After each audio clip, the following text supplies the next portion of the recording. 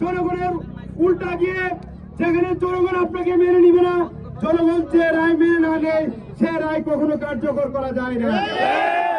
আমরা আমাদের সংগ্রাম কমিটির আহ্বায়ক অ্যাডভোকেট মোহাম্মদ ভাইয়ের নেতৃত্বে যে সংগ্রাম চলছে, প্রথমটি চান্দুরা 2টা ইউনিয়ন যদিও কর্তন হয়েছে, সরের সঙ্গে যেটা আমরা বলতেই চাই না, আমরা এখনো সদরে আছি, সদরে ছিলাম।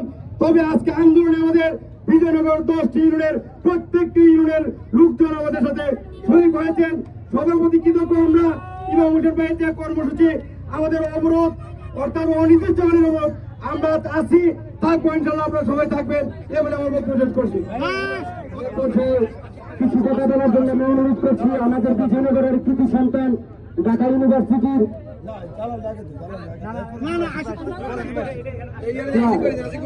বাংলাদেশ কেন্দ্রীয় ছাত্র দলের সহসভাপতি, আমাদের এই এলাকার কৃতি সন্তান বিজয়নগরের কৃতি সন্তান আশিক ভাইকে আমাদের আন্দোলন সম্পর্কে সংক্ষিপ্তভাবে কিছু বলার জন্য বিশেষ করে অনুরোধ করছি।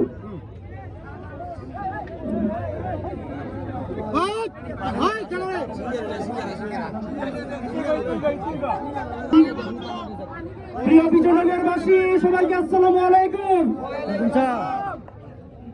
আজকে বিজয়নগরবাসীর জীবনে একটি দুঃখের দিন। 5ই আগস্ট আমরা অত্যন্ত লড়াই সংগ্রামের ভিতর দিয়ে বাংলাদেশকে ফ্যাসিবাদ মুক্ত করে একটি স্বাধীন বাংলাদেশে রূপান্তর করেছি। আমরা আশা করেছিলাম এই স্বাধীন বাংলাদেশে আমরা সুখে শান্তিতে গণতান্ত্রিক পরিবেশে সবাই সুন্দরভাবে বসবাস করব। কিন্তু আজকে এই সুন্দর দিনে আমাদের বিজয়নগরের 10টি ইউনিয়নের মধ্যে 2টি ইউনিয়নে আজকে আগুন লাগিয়ে দেওয়া হয়েছে। যারা আগুন লাগিয়ে দিয়েছে তাদেরকে বিজয়নগরবাসীর পক্ষ থেকে পরিষ্কার ভাষায় বলতে চাই, আইয়ুব খান স্বৈরাচার হয়ে দেশের গণমানুষের বিরুদ্ধে গিয়ে টিকতে পারে নাই। হাসিনার মতো স্বৈরাচার দেশের গণমানুষের বিরুদ্ধে গিয়ে টিকতে পারে নাই। আজকে যারা চান্দুরা বুদন্দির গণমানুষের বিরুদ্ধে গিয়ে তাদের ঘরে আগুন লাগিয়ে দিয়েছে, তাদেরকেও পরিষ্কার ভাষায় বলতে চাই, এই চান্দুরা বুদন্দির মাটিতে আপনারাও টিকতে পারবেন না।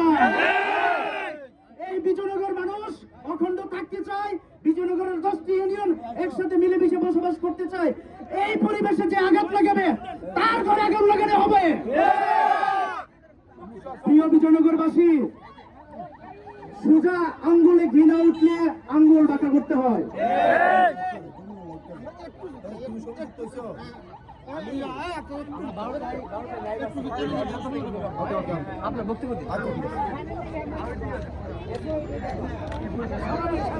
বিজয়নগরবাসীর উদ্দেশ্যে বলতে চাই, আমরা যতদূর জানি বিজয়নগর এই চান্দুরা বুদন্দি ইউনিয়নের যে 60,000 ভোটার আছে, নারী থেকে পুরুষ, হিন্দু থেকে মুসলিম, বিএনপি, জামাত, এনসিপি সহ যত রকমের দল আছে, কোন মানুষই এই সরাইলের সাথে আসন সংযুক্ত করতে রাজি নয়। আজকের এই দাবি কোন দলের দাবি নয়, আজকের এই দাবি কোন নেতার দাবি নয়, আজকের এই দাবি কোন ধর্মের দাবি নয়, আজকের এই দাবি সমস্ত আপামর জনতার দাবি। আজকের এই দাবি আগামী দিনে যে ভোটার হবে, আজকে যে শিশু আগামী দিনে যে ভোটার হবে, আজকে যে এখনো দুনিয়াতে জন্ম নেয় নাই, আগামী দিনে যে জন্ম নিবে তার জীবনের সাথে